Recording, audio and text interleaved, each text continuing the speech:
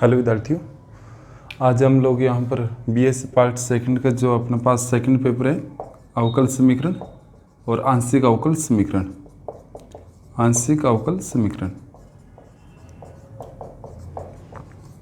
इस पेपर की शुरुआत करेंगे। ये अपने पास सभी यूनिवर्सिटीज़ में बीएससी पार्ट सेकंड में ही दिया हुआ है, चाहे वो राजस्थान की कोई भी यूनिवर्सिटी है, सब में ये अपने पास बीएससी पार्ट सेकंड में मिलेगा। तो अभी जो हम लोग शुरुआत करेंगे हम लोग अवकल समीकरण से, ठीक है। इसके बाद हम लोग पढ़ेंगे आंशिक अवकल समीकरण। तो अवकल समीकरण आप लोगों ने 12th क्लास में पढ़ के आए थे आप लोग, वहाँ पर आपने इसका सॉल्यूशन किया और dy/dx प्लस पी वाई बराबर आपने यहाँ जस्ट 2y बराबर यहाँ साइन एक्स या कोस एक्स कुछ भी था आपके पास, ठीक है। चाहे यहाँ कोई कांस्टेंट हो चाहे एक्स का कोई फंक्शन दिया हो, तो ये सब कुछ काम आप वहाँ करके आए थे। या सेकेंड ईयर में बात करें हम लोग कि आपने इस तरह से देखा था कि del z/del x plus del z/del y, ठीक है, बराबर जैसे 2 या 3 कुछ भी दिया हुआ था। इस प्रकार से आप लोग पढ़ के आए थे, ये खूब सारा काम करके आए थे। तो अपने पास होता क्या एक तरह से ये सब आता किसमें, अवकल समीकरण में आता है सब चीज़ें, लेकिन होता किस तरह से और क्या है उसकी बात कर लेते हैं हम लोग। जैसे अगर बात करें हम लोग अवकल समीकरण की, ठीक है, तो अवकल समीकरण की डेफिनेशन अगर देखें तो यहाँ पर एक चीज़ और ध्यान रखना, जो ये x होता है ना, ये अपने पास क्या कहलाता है, स्वतंत्र चर कहलाता है बच्चों। क्या है, स्वतंत्र चर। और y क्या कहलाता है, परतंत्र चर, ठीक है। आप लोगों ने वहाँ पर पढ़ाया गया होगा कि स्वतंत्र चर अपना x रहता है, y क्या होता है, परतंत्र चर होता है, और dy/dx होता है, ये अपना क्या कहलाता है, डेरिवेटिव, यानी कि क्या कहलाता है, अवकलन कहलाता है, ठीक है, x के सापेक्ष, ठीक है। तो ये सब कुछ काम करके आए थे। तो अगर ये समीकरण अपने पास अवकल समीकरण है तो इसका मतलब क्या हुआ कि इसमें अपने पास स्वतंत्र चर भी आ रहा है, परतंत्र चर भी आ रहा है, और स्वतंत्र चर के सापेक्ष परतंत्र चर का क्या आ रहा है, अवकलन भी आ रहा है ना। तो ये सब चीज़ें आ रही है अपने पास। यहाँ पर भी अपने पास परतंत्र चर है, यहाँ स्वतंत्र चर का कोई फंक्शन दिया हुआ है, ठीक है। तो क्या चीज़ होगी क्या नहीं होगी उसके बारे में देख लेते हैं। तो अवकल समीकरण की डेफिनेशन क्या आएगी, वह समीकरण जिसमें क्या हो बच्चों, स्वतंत्र चर हो, परतंत्र चर हो तथा, अब यहाँ तो एक ही स्वतंत्र चर है, यहाँ x और y दोनों क्या है, स्वतंत्र चर है, ठीक है। दोनों सापेक्ष क्या है, इनका अवकलज है, ठीक है, तथा एक या अधिक स्वतंत्र चरों के सापेक्ष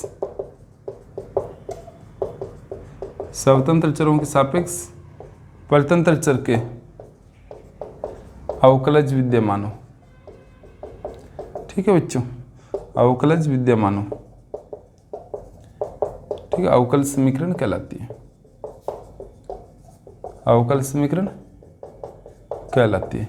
तो समझ में आ गया होगा बच्चों कि वह समीकरण जिसमें क्या हो रहा है, स्वतंत्र चर अपने पास जैसे यहाँ x है, यहाँ x और y दो है, इस तरह से परतंत्र चर जैसे यहाँ y है, यहाँ z है, अपने पास परतंत्र चर, और एक या एक से अधिक स्वतंत्र चरों के सापेक्ष परतंत्र चर का अवकलज, जैसे यहाँ स्वतंत्र x था तो एक के सापेक्ष से हो रहा था, यहाँ क्या x और y दो है तो दो स्वतंत्र चरों के सापेक्ष क्या हो रहा है, z यहाँ पर परतंत्र चर है तो उसका अवकलज विद्यमान है, ठीक है। तो ऐसी समीकरण क्या कहलाती है, अवकल समीकरण कहलाती है, ठीक है।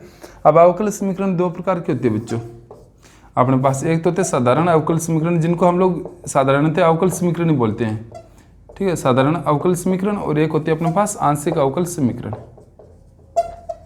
आंशिक अवकल समीकरण, ठीक। साधारण अवकल समीकरण और आंशिक में क्या अंतर है, तो एक अंतर यही अंतर है कि यहाँ पर जो साधारण अवकल समीकरण ये साधारण है, ये क्या अपने पास आंशिक है। एग्जाम्पल भी सामने लिखे हुए, यहाँ पर केवल क्या होगा, एक ही स्वतंत्र चर के सापेक्ष क्या होगा, परतंत्र चर के अवकलज, ठीक है। और यहाँ क्या होगा, एक से अधिक स्वतंत्र चरों के सापेक्ष क्या होगा, परतंत्र चर का अवकलज विद्यमान होगा, ठीक है। तो यहाँ पर लिख सकते हो एक ही स्वतंत्र चर के सापेक्ष, स्वतंत्र चर के सापेक्ष परतंत्र चर का अवकलज, परतंत्र चर के अवकलज, ठीक है। परतंत्र यहाँ चर रह गया शब्द, ठीक है। और यहाँ क्या होगा, एक से अधिक स्वतंत्र चर के सापेक्ष, बस एक से अधिक स्वतंत्र चर के सापेक्ष, चरों लिख दो, चरों के सापेक्ष परतंत्र चर का क्या होगा, अवकलज होगा। तो वो क्या आ जाएगा अपने पास, आंशिक अवकल समीकरण आ जाएगा। यहाँ जो साधारण अवकल समीकरण है इसमें dy/dx होगा, जबकि यहाँ पर क्या होगा, आंशिक में डेल बिन दिया होगा हमेशा, ठीक है। तो ये चीज़ ध्यान रखना, ये थी अपने पास अवकल समीकरण की डेफिनेशन, ठीक है। इसके बाद आगे बढ़ते हैं, इसमें थोड़ा सा और देखते हैं कि क्या क्या चीज़ें गिवन होगी अपने पास।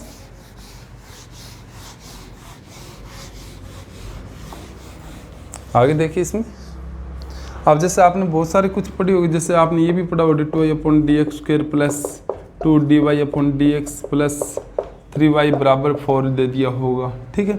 इस प्रकार से आपने ये देखा और dy/dx का whole square plus 2x plus बराबर क्या 3, ठीक है, 2y बराबर 3 कह दो।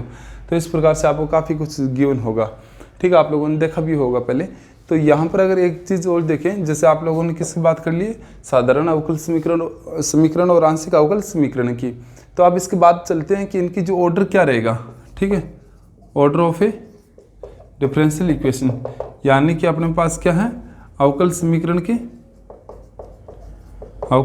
की कोटि, ठीक है। ऑर्डर क्या होगा अपने पास, एक चीज़ ये ध्यान रखना बच्चों, ऑर्डर में अपने पास क्या होगा, जैसे कोई भी डिफरेंशियल इक्वेशन दी है अपने पास, ठीक है, यहाँ पर अपन साधारण अवकल समीकरण की बात करते हैं। तो कोई भी जैसे ये डिफरेंशियल इक्वेशन दी है, उसमें हाईएस्ट टाइम डेरिवेटिव कितनी टाइम्स हुआ है, ठीक है, यानी कि अवकल समीकरण में अवकलज कितनी बार हुआ हाईएस्ट टाइम्स, वो देख लो कितने टाइम्स हुआ है, 2 टाइम्स।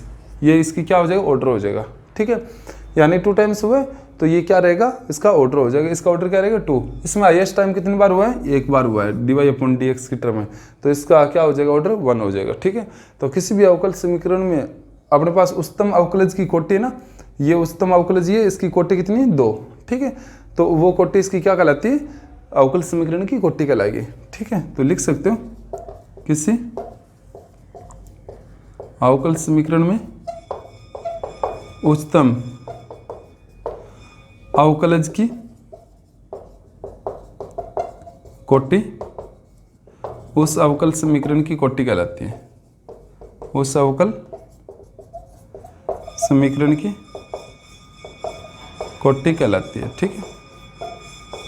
जैसे अगर यहाँ पर इस तरह से आ जाए तो आपके पास d2y/dx² प्लस 3y बराबर क्या 4 दे दे, तो इसमें ये dy/dx है ना, पहले इसको अंदर ले जाओ, इसका अवकलन कर दो, तो क्या आ जाएगा d3y/dx³ प्लस 3y बराबर क्या 4। अब ये अवकल समीकरण है, इसमें देख लो कि हाईएस्ट टाइम जो अवकल समीकरण उसमें उच्चतम अवकलज की कोटि क्या है, तो उच्चतम अवकलज ये, उसकी कोटि क्या है 3 है, तो उसकी कोटि क्या हो जाएगी अपने पास, अवकल समीकरण की 3 आ जाएगी, तो इसकी कोटि क्या रहेगी 3, ठीक है। तो ये चीज़ ध्यान में रखोगे अपने पास। तो इसमें order of A differential equation देखना था, यानी अवकल समीकरण की कोटि जो अपने पास इस तरह से फाइंड आउट हो जाएगी। अब इसके बाद अपने पास एक चीज़ और आती है, degree of A differential equation. Degree of A differential equation, degree of A differential equation की बात करें तो क्या कहेंगे इसको, कि अवकल समीकरण की घात, ठीक है। डिग्री का मतलब क्या रहेगा, घात की, घात क्या होगी, तो घात में सीधी बात है कि जैसे कोई भी अवकल समीकरण है अपने पास, उसमें देख लो कि जो हाईएस्ट टाइम जो डेरिवेटिव हुआ है, ठीक है, उसकी पावर्स कितनी है, ठीक है, यानी कि अपने पास ऑर्डर जो भी होगा, हाईएस्ट ऑर्डर होगा, उसकी पावर देखने की, उसकी पावर 1 है, 2 है, 3 है, 4 है, या कितनी है, ठीक है, वो जो होगी वही क्या होगी, उस डिफरेंशियल इक्वेशन की डिग्री होगी, ठीक है।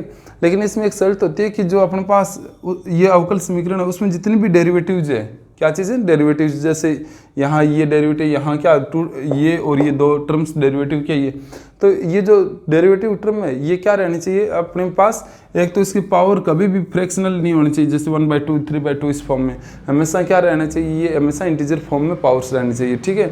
दूसरी बात, इनके साथ साइन या कोस नहीं आना चाहिए, जैसे sin y dy/dx इस तरह से, ठीक है, सॉरी sin dy/dx इस फॉर्म में या कुछ और, ठीक है, तो इस फॉर्म में अपने पास नहीं होनी चाहिए, ठीक है।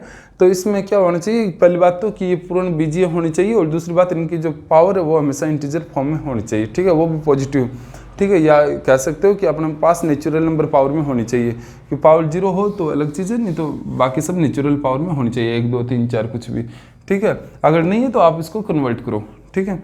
तो किसी भी अगर डेफिनेशन लिखें, किसी भी अवकल समीकरण को पूर्ण बीजीय तथा परिमेय बनाने के उपरांत यानी बाद में उपरांत उस अवकल समीकरण की उच्चतम अवकलज की घात ही उस अवकल समीकरण की घात कहलाती है, अवकल समीकरण की घात कहलाती है। ठीक है, जैसे अगर बात करें बच्चों d cube y upon d x cube, इसका स्क्वायर दे दे plus d y upon d x की पावर 4 दे दे प्लस 2y बराबर क्या दे दे साइन एक्स दे दे। आप पूछ ले इसकी घात क्या होगी। ठीक है, तो इसकी घात क्या होगी बच्चों, आई एस टाइम्स डेरिवेटिव कौन सा है, ये 1 टाइम है, ये क्या 3 टाइम, तो आई एस टाइम ये रहेगा। और इसकी पावर क्या है ये देखनी, ना कि इसकी पावर। ठीक है, आई एस टाइम डेरिवेटिव जो भी हो इसकी घात देखनी कितनी है, कितनी 2। तो इस अवकल समीकरण की घात क्या हो जाएगी 2। अगर आपको ये दिया होता d y upon d x power -3 या प्लस का 3/2 बराबर दे दिया होता कॉस वाई। ठीक है, तो कैसे करते, तो इसमें करना क्या होता है d y upon d x जो भी पावर है ना वो क्या कर दीजिए मल्टीप्लाई इस साइड में ले जाइए, तो ये क्या आ जाएगा कॉस, ये पावर 3/2 था, इस साइड में 2/3y हो जाएगा। ठीक है, तो इसमें देखिए अब इस साइड में जो डेरिवेटिव है वो क्या आ गया अपने पास, पूर्णतः अपने पास क्या आ गया पूर्ण बीजी आ गया और परिमेय हो चुका है इसका। तो इसमें देखिएगा अपने पास पावर क्या बची है 1, तो इसमें जो इसकी जो घात है d y upon d x की वही घात क्या आ जाएगी, इस अवकल समीकरण की घात आ जाएगी। ठीक है, तो अपने पास कितनी घात है 1 है, तो इस अवकल समीकरण घात भी क्या आ जाएगी 1 आ जाएगी। ठीक है, इसमें एक आपको क्वेश्चन है जो पूछा गया है यूपीएससी के एग्जाम में। ठीक है, इसमें दिया हुआ था d cube y upon d x cube और पावर था शायद -3/2 बराबर 0, इसका पूछा था। तो इसका सॉल्यूशन करने के लिए आपको पूछा था इसकी क्या होगी, अपने पास कोटि और घात पूछा था। तो इसको सीधे तो फाइंड आउट नहीं कर सकते आप लोग। ठीक है, सीधे फाइंड आउट क्यों, पावर क्या -3/2 है, तो इसको क्या किया आपने एक बार फिर से अवकलन किया तो पावर माइनस इधर आ गई। ठीक है, तो इस तरह से इनका किया था, यानी कि इसका डेरिवेटिव कर दो एक टाइम और डेरिवेटिव करो ना इसका दोनों साइड में, तो क्या आ जाएगा डी क्यूब वाई अपॉन क्या आ जाएगा डी एक्स क्यूब पावर क्या आ जाएगा -2/3। इसके अगर करेंगे ना तो क्या आएगा -3/2 d cube y upon d x cube और पावर इसकी क्या आ जाएगी कम -5/2 आ जाएगी। फिर इसका करेंगे ना तो अपने पास क्या है d4y upon d x power 4 बराबर क्या आ जाएगा 0। ठीक है, सिंस अपने पास जो फॉर्मूला होता है ना याद रखो d by d x x power n का फॉर्मूला क्या होता है एन एक्स पावर n-1। ठीक है, तो वैसे यहाँ पर हुआ है पहले ये।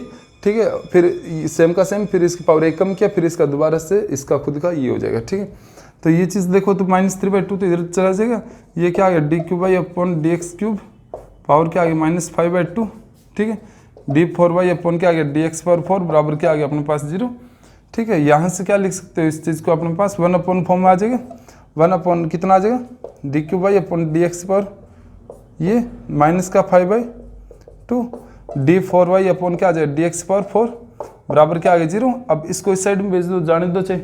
ठीक है, जैसे ये इस साइड में चला जाएगा तो अपने पास यहाँ 0 इंटू ये समथिंग 0 हो जाए, तो अपने पास क्या बचेगा d4y अपॉन क्या बचेगा डी एक्स पावर 4 बराबर क्या आ गया 0।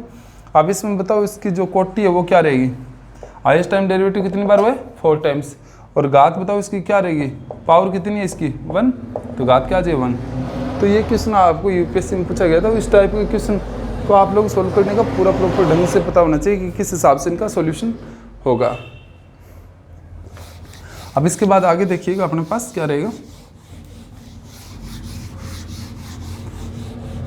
यहाँ तक अपने पास बात हो चुकी है कि हम लोगों ने इसकी कोटि और घात के बारे में पढ़ लिया है।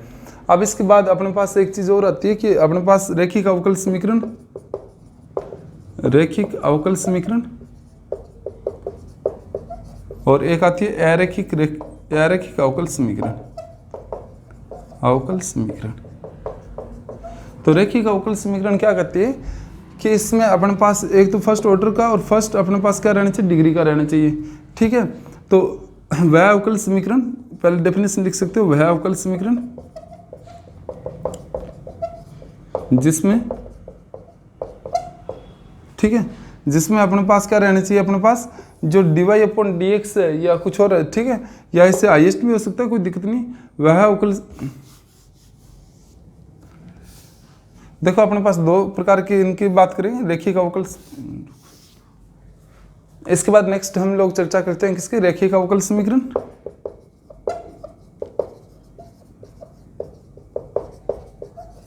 और अरैखिक अवकल समीकरण।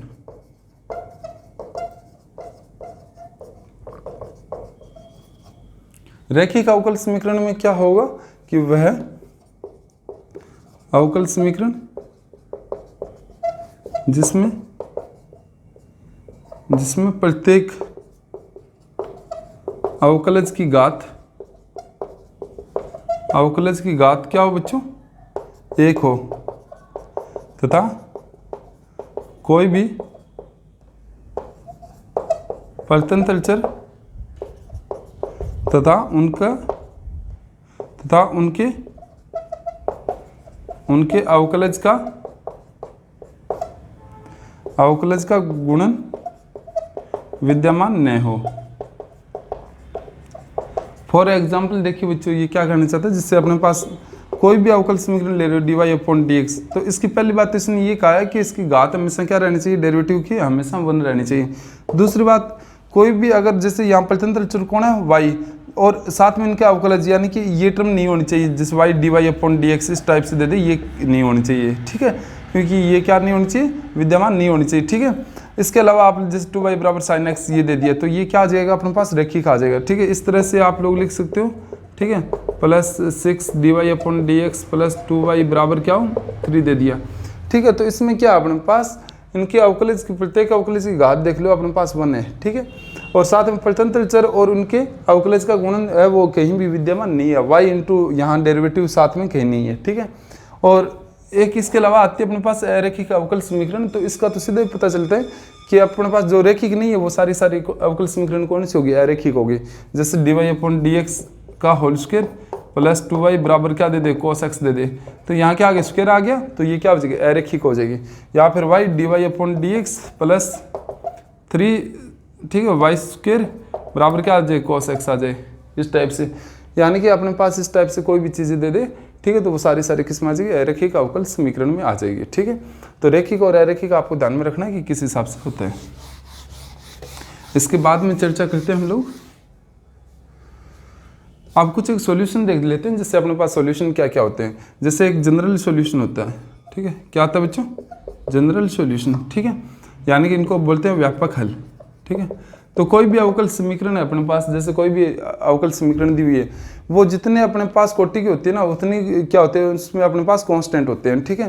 तो अपने पास व्यापक हल में कौन से हल आएंगे, ऐसे हल, ठीक है, किसी समीकरण की कोटि के बराबर यदि उनके हल में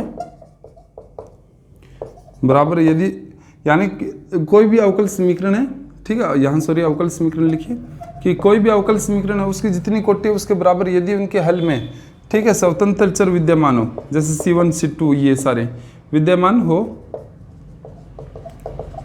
तो वह हल अपने पास व्यापक हल कहलाता है। तो ये चीज़ ध्यान रखना है बच्चों आपको कि कोई भी अगर अपने पास डिफरेंशियल इक्वेशन गिवन है, इसमें यदि अगर उस अवकल समीकरण में उसकी कोटि, जैसे अगर 2 घात की, 3 घात की, 4 घात की, जितनी भी घात की उतनी वहाँ पर क्या होनी चाहिए, स्वतंत्र चर होने चाहिए, ठीक है। तो अगर वो विद्यमान है तो वो हल कौन सा रहेगा, अपने पास व्यापक हल रहेगा। एक आता है अपने पास पर्टिकुलर सॉल्यूशन, ये चीज़ें ध्यान रखना बच्चों आप लोग, इसको कहते हैं विशेष हल। तो विशेष हल वो हल होते हैं जो स्वतंत्र चर को कोई भी एक निश्चित मान दे दे, क्या दे दे, कोई भी निश्चित मान दे दे, तो वो हल कौन से रहेंगे, विशेष हल रहेंगे, ठीक है। यदि व्यापक हल में विद्यमान स्वतंत्र चरों को ठीक है, विशेष मान देने पर प्राप्त हल कौन सा हल होगा बच्चों, अपने पास विशेष हल कहलाएगा, विशेष हल कहलाता है, ठीक है। ये चीज़ ध्यान में रखोगे। एक आता है सिंगुलर सॉल्यूशन, ये बहुत बढ़िया है, ठीक है, सिंगुलर सॉल्यूशन। तो सिंगुलर सॉल्यूशन वे सॉल्यूशन होते हैं जो कभी भी कहाँ से प्राप्त नहीं किए जा सकते, व्यापक हल से प्राप्त नहीं होते हैं, ठीक है। तो वो हल कौन से होंगे, सिंगुलर सॉल्यूशन होंगे, ठीक है। वे हल जो किसी समीकरण के व्यापक हल से प्राप्त नहीं होते हैं,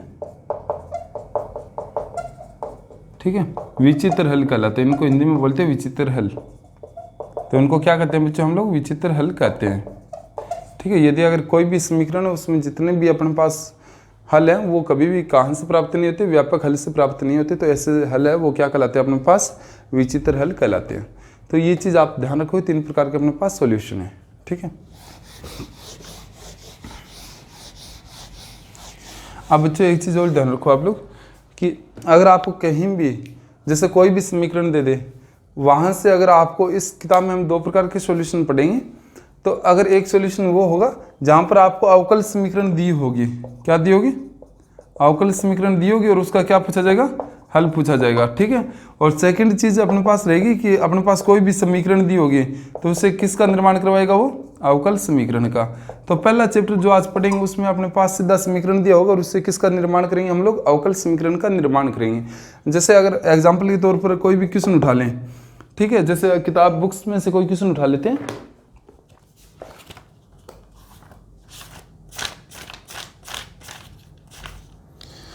जैसे आपके पास क्वेश्चन नंबर 7 दिया हुआ आपको, ये क्या कहता है कि अपने पास निम्न वक्रकुल के अवकल समीकरण ज्ञात कीजिए। जैसे y बराबर क्या दे रखा है, e की power x a cos x plus b sin x, ये दिया हुआ है, ठीक है। तो अगर अपने पास इस वक्रकुल का अवकल समीकरण पूछे तो यहाँ पहले आपको एक ही चीज़ ध्यान देना है कि यहाँ पर कांस्टेंट कितने हैं, जितने कांस्टेंट है उतनी बार उसका क्या करना है, अपने को डेरिवेटिव करना है, ये ध्यान रखना है। जैसे यहाँ कांस्टेंट कितने अपने पास a और b 2 है, तो डेरिवेटिव कितनी बार होगा, 2 टाइम्स होगा, ठीक है। तो इसका 2 टाइम्स डेरिवेटिव कर दो आप लोग चाहिए तो पहले ये लिख सकते हो a e की power x cos x plus b e की पावर x और क्या sin x, ठीक है, ये लिख सकते हो, ठीक है। या आप ये का ये पढ़ा रहने दो चाहिए एज यूर विश, ठीक है। आप इसका एक बार अवकलन करेंगे तो क्या आएगा, dy अपॉन dx, कितना आ जाएगा, a तो बार आ जाएगा, a power x as a constant, ठीक है, क्योंकि u और v से करेंगे इसका, ठीक है। तो ये एजिटिव या, ठीक है, और cos x का क्या आ जाएगा, माइनस का sin x plus cos x एजिटिव e power x का e पावर x आ जाएगा, ठीक है, plus b e power x एजिटिव तो sin x का क्या आ जाएगा, cos x plus sin x एजिटिव तो e पावर x का क्या आ जाएगा, e पावर x, ठीक है। तो इस तरह से आप लोग कर सकते हो इसको, या फिर एक काम और भी कर सकते हो,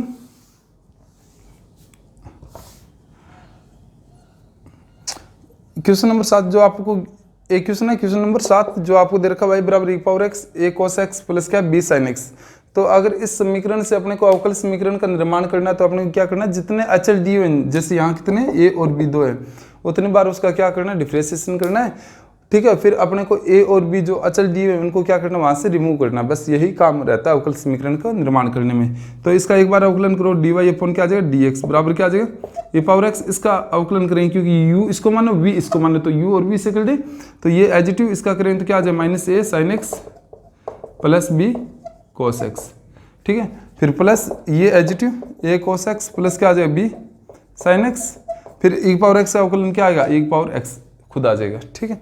तो यहाँ से देखो ये चीज़ हो चुकी है, यानी dy अपॉन dx बराबर क्या आ चुका है, e power x minus a sin x plus b cos x और प्लस ये चीज़ एजिटिव क्या है अपने पास, y के बराबर है, क्या चीज़ बच्चों, y के बराबर है, ठीक है।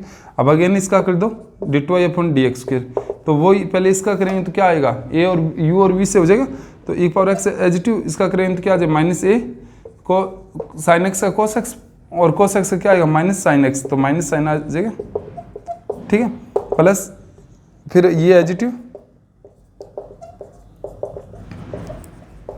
और e पावर x का क्या आ जाएगा, e power x plus y का क्या आएगा, अवकलन dy अपॉन dx। कोई डाउट यहाँ तक, ठीक है।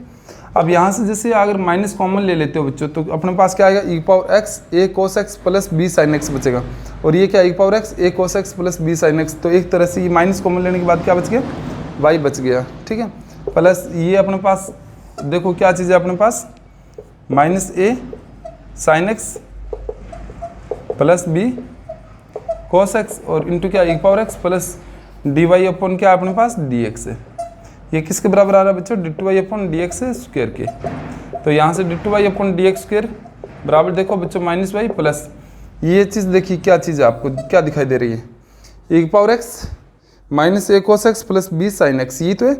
अच्छा इसके बराबर क्या लिख सकते हैं हम लोग, dy अपॉन dx माइनस ये कर दे तो ये इसके बराबर आ जाएगा, और ये तो चीज़ है यहाँ पे, तो यहाँ पे वैल्यू पुट कर दे, माइनस क्या आ जाएगा y और प्लस क्या बच गया बार dy अपॉन dx। अब देख लो बच्चों क्या आ गया, सबको एक साइड में इस साइड में ले तो dy/dx² प्लस का dy/dx प्लस का dy/dx प्लस का 2 टाइम्स ऑफ dy/dx हो चुका है, तो इधर आएगा तो माइनस का 2 टाइम्स ऑफ dy/dx हो जाएगा। ये माइनस का y माइनस का y माइनस का 2y हो चुका है, इस साइड में आएगा बराबर के तो क्या आ जाएगा प्लस का 2y बराबर क्या आ जाएगा 0। अब देखो कितनी बार डेरिवेटिव किया, 2 बार, और यहाँ कांस्टेंट कितने थे 2, दोनों कांस्टेंट बताओ हट गए कि नहीं, ठीक है। तो यही काम यहाँ पर हमें करना था, ठीक है। तो यहाँ पर अपने को एक ही काम है बस कि जितने कांस्टेंट है उतने बार क्या करना है अपने को अवकलन करना है। लेकिन कई बार कंफ्यूज हो जाते हैं, जैसे अगर आपको ये कह दें कि मान लीजिए कोई भी एक वृत्त का इक्वेशन है जिसका फाइंड आउट करना, जिसका सेंटर क्या दिया आपको h के दिया है, ठीक है। तो इसका इक्वेशन क्या होता है सर्किल का x माइनस h का whole square plus y minus k का होल स्क्वायर बराबर क्या होता है अपने पास, जैसे रेडियस अगर r माने तो ये चीज़ होती है ना।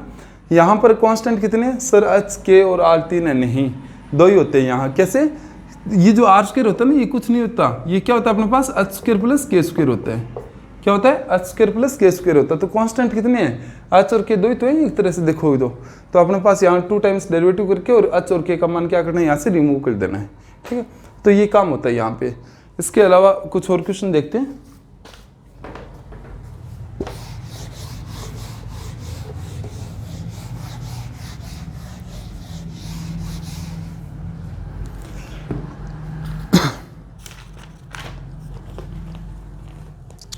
दस नंबर क्वेश्चन देखिए आप लोग, 8 और 9 दोनों काफ़ी इजी है। ये 8 नंबर में 2 बार 2 कांस्टेंट दिए हुए तो 2 बार इसका क्या करना है अवकलन करना है। 9th क्वेश्चन में 3 आपको कांस्टेंट दिए हुए हैं तो 3 बार अवकलन करना है, ठीक है। 10 नंबर क्वेश्चन देखिए आपको क्या दे रखा है इसने, आपको ये कहता है अचर ए का विलोप करते हुए अवकल समीकरण का निर्माण कीजिए जिनका हल दे रखा है वाई स्क्वायर बराबर 4a इंटू क्या दे रखा है x प्लस a है। ये चीज़ आपको गिवन है, तो इसका क्या करना है आपको, यहाँ पर देखिए अचर कितने अपने पास एक ही है a, ठीक है। तो डेरिवेटिव कितना बार करना पड़ेगा, एक बार करेंगे इसका अवकलन तो क्या आ जाएगा, अवकलन करने पर किसके सापेक्ष होगा, हमेशा x के सापेक्ष करेंगे तो 2y dy/dx बराबर क्या आ जाएगा 4a एजिटिव x का क्या आ जाएगा 1, ठीक है, प्लस a का क्या आ जाएगा 0।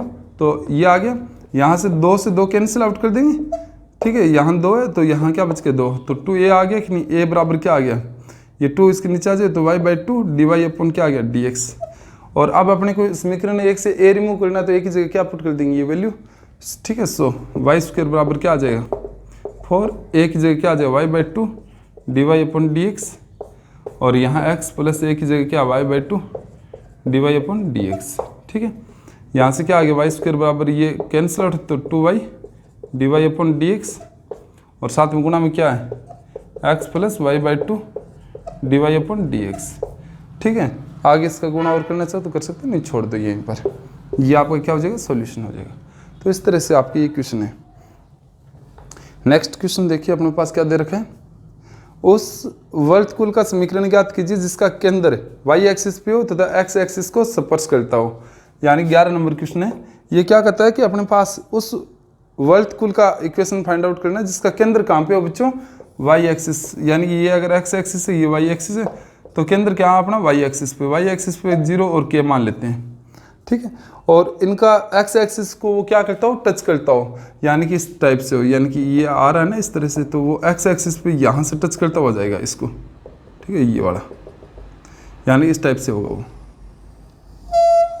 ठीक है, ये वाला, ठीक है, इस टाइप से। तो इसका समीकरण क्या होगा बच्चों, आपको याद है ना, x माइनस 0 का whole square plus y minus k का होल स्क्वायर बराबर क्या आएगा के स्क्वायर। यहाँ आंसर कितने अपने पास, केवल एक है के, तो इसका एक बार डेरिवेटिव करके के का मान आएगा वो पुट कर देना, आपके पास क्या आ जाएगा सोल्यूशन आ जाएगा। तो काफ़ी इजी काम है ये। 12 नंबर क्वेश्चन देखिए आप लोगों को क्या कर रही है, उन सभी परवलयों का अवकल समीकरण ज्ञात कीजिए जिसकी x y एक्सिस के समानांतर हो, ठीक है। यानी कि परवलय दिए हुए, जैसे ये x एक्सिस और y एक्सिस बना लेते हैं, ठीक है। तो हमें उस सभी परवलयों का समीकरण ज्ञात करना है जिनकी x है वो y एक्सिस के पैरेलल है। यानी जैसे यहाँ पर कोई पॉइंट ले लेते हैं, जैसे h के ले लिया, ठीक है, क्या ले लिया बच्चों हमने h के ले लो, ठीक है। तो अगर y एक्सिस के पैरेलल है तो वो इस टाइप से रहेगी, ठीक है। तो वो अगर h के यहाँ है तो वो इस टाइप से आएगी, इस टाइप से, ठीक है। तो इसका समीकरण क्या रहेगा परवलय का अपने पास, अगर इस टाइप से है तो यानी कि ये इस टाइप से जाएगा तो, ठीक है।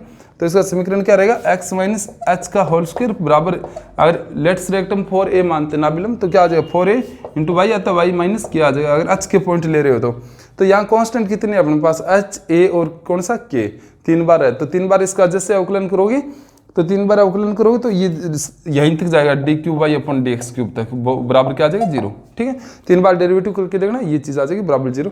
तो अपने पास ये इसका क्या आ जाएगा, डिफरेंशियल इक्वेशन आ जाएगा। ठीक है, जो हमें फाइंड आउट करना है। तो काफ़ी ईजी रहेगा, कोई ज़्यादा डिफिकल्ट वाली चीज़ नहीं कि आपको यहाँ क्या करना है, अवकलन करना है। तो इससे पहले आपको अवकलन सीखने भी तो होंगे ना सारे, तो वो भी सीख लेना आप लोग।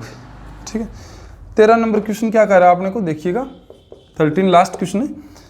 उन सभी सांख्यों का अवकल समीकरण ज्ञात कीजिए जिनकी एक्स है वो निर्देशीय एक्सों की क्या हो, संपाती हो। ठीक है, यानी कि find the differential equation of all conics whose axis coincide with the axis of coordinate, यानी कि एक्सों की संपाती हो। तो सांख्य होते हैं ना, तो जिनकी एक्स अगर निर्देशीय एक्सों की संपाती होती है ना, तो उनके लिए कुछ एक जैसे उदाहरण भी होते हैं। जैसे अगर हम बात करें कि जैसे अपने पास दीर्घवृत्त होता है, इलिप्स होता है, तो इलिप्स में क्या होता है, इस टाइप से होता है ना, तो इसमें क्या होता है, इसकी जो एक्सिस होती है ना, वो दोनों एक्सिस है वो क्या होती है अपने पास, जो अपना कोऑर्डिनेट एक्सिस होती है ना, उनकी क्या होती है, ये हमेशा संपाती होते हैं। तो इनका एक पर्टिकुलर आप लोग जो उदाहरण है वो क्या ले सकते हो, इलिप्स ले सकते हो। क्या चीज़, इलिप्स। ठीक है, अब इलिप्स है, उनकी एक्स है वो क्या है, निर्देशीय एक्स है ना, एक्स और वाई, उनकी क्या होती है, संपाती होती है। तो इनके लिए इक्वेशन क्या होता है इसका, जैसे x square upon a square plus y square upon b square बराबर क्या ले सकते हो 1। ठीक है, अब ये चीज़ ले सकते हो, या फिर आप चाहो तो अपने पास ए एक्स स्क्वायर प्लस क्या ले सकते हो, बी वाई स्क्वायर बराबर क्या ले सकते हो, जैसे सम कांस्टेंट कुछ भी ले लो, सी या डी कुछ भी। ठीक है, यहाँ से आप लोग कुछ भी ले सकते हैं, जैसे यहाँ 1 ले सकते हो पर्टिकुलर केस में अगर बात करें तो। ठीक है, सी अगर सी लोगे तो भी कोई फर्क नहीं पड़ेगा, जैसे आपने ये ले लिया। ठीक है, या पर्टिकुलर एग्जाम्पल के तौर पर आप लोग इससे भी यूज कर सकते हैं। अगर वो लेते हो तो देखिए क्या आ जाएगा, a x square plus b y square बराबर क्या आपके पास सी। ठीक है, तो सी क्या ए बी और सी कांस्टेंट है, तो सी का भाग दे दो तो a upon c x square plus b upon c y square बराबर क्या आ गया 1 आ गया कि नहीं। इसको नाम दे दीजिए, कैपिटल ए कह दीजिए, इसको कैपिटल बी कह दीजिए, बराबर क्या आ गया 1। ठीक है, कितने बार इसका अवकलन करोगे, 2 बार, 2 बार अवकलन करोगे तो अपने पास ए और बी हट जाएंगे यहाँ से और सोल्यूशन आ जाएगा। तो इसको क्या करो, एक टाइम अवकलन करोगे तो 2x ए प्लस 2y b और y का क्या आ जाए dy अपॉन dx बराबर क्या आ जाए 0। इसको 2 नंबर कह दीजिएगा। ठीक है, वापस इसका अवकलन करोगे तो 2a आएगा यहाँ से, प्लस 2 तो चला ही जाएगा, चलो 2 है ना, वो क्या ले लेना, कॉमन लेके इधर भेज देना। ठीक है, तो x a का अवकलन करेंगे, a तो कांस्टेंट है, एक बार फिर से अवकलन करेंगे तो ठीक है, x का x से सापेक्ष 1 हो जाएगा, प्लस b एजिटिव, यहाँ से देखो y b रहेगा तो y एजिटिव, तो इसका क्या आ जाएगा d two y upon d x square आ जाएगा। ठीक है, प्लस फिर d y upon d x एजिटिव, तो वाई का करेंगे तो d y upon d x आ जाएगा, तो इसका मतलब होल स्क्वायर हो जाएगा, इसका बराबर क्या आ जाएगा 0। यहाँ से अपने पास ये चीज़ आ चुकी है। ठीक है, यहाँ 2 से एक चीज़ और भी आपको मिल जाएगी। अगर आप लोग देखो कि एक्स ए प्लस क्या दे रखा है, y b d y upon d x बराबर क्या दे रखा है आपको 0 दे रखा है, तो एक्स ए बराबर क्या आ जाएगा अपने पास minus y b d y upon d x, है ना। ए बराबर क्या आ जाएगा minus y upon x b और डी वाई अपॉन क्या आ जाएगा डी एक्स। ठीक है, तो ये चीज़ आप ए का मान है ना, वो यहाँ से ये पुट कर सकते हो। ठीक है, तो यहाँ से आप लोग पुट करके ये मान और यहाँ रख दो और देखो अपने पास सॉल्यूशन क्या आएगा फिर यहाँ से। ठीक है, तो यहाँ से जैसे मान आप यहाँ रखते हो ना, तो देखिए बच्चों क्या आएगा minus y upon x b और d y upon d x. ठीक है, ये क्या आ जाएगा प्लस का b y d two y upon d x square और plus b d y upon d x का क्या आ जाएगा और स्क्वायर बराबर क्या आ जाएगा 0। यहाँ से प्रत्येक में से अपने पास क्या आ जाएगा b कॉमन आ जाएगा। ठीक है, तो b अगर आप लोग कॉमन ले लोगे, ठीक है, तो अपने पास क्या आ जाएगा minus y upon x d y upon d x plus क्या आ जाएगा अपने पास y d two y upon क्या आ जाएगा डी एक्स स्क्वायर और plus d y upon d x का क्या आ जाएगा होल स्क्वायर बराबर क्या आ जाएगा 0। अब अपने पास पता है कि a और b 0 नहीं होने हैं, अगर a और b 0 हो गए तो यहाँ अपना काम करना व्यर्थ है फिर। ठीक है, तो ए और बी जो शुरुआत में ले रहे हैं ना, वो क्या अपने पास नॉन जीरो है। क्या चीज़ है, नॉन जीरो है। नॉन जीरो है तो ये बी नॉन जीरो होगा, तो जीरो कौन होगा minus y upon x d y upon d x plus y d two y upon क्या आ गया डी एक्स स्क्वायर और plus d y upon d x का क्या है बच्चों होल स्क्वायर। ठीक है, बराबर क्या है 0। अब इसको इस साइड में भेज दो तो क्या आ जाएगा, यहाँ क्या बचेगा अपने पास y d two y upon d x square plus d y upon dx का होल स्क्वायर बराबर क्या आ गया y अपॉन एक्स, dy अपॉन क्या आ गया dx। ठीक है, x का डिवाइड, x को मल्टीप्लाई कर दो तो x y d two y upon क्या आ गया बच्चों d x square plus x d y upon क्या डी एक्स का होल स्क्र बराबर क्या आ गया y d y upon d x. और यही अपने पास क्या था डिफरेंशियल इक्वेशन है, क्योंकि यहाँ से हमने ए और बी सबको रिमूव कर दिया है। तो इस तरह से आपको ये पहला चैप्टर है जो आपका कंप्लीट हो चुका है। और इस टाइप की जितनी भी प्रॉब्लम्स आपको कहीं और मिलते हैं तो आप लोग वहाँ से भी लगा सकते हो। Thank you.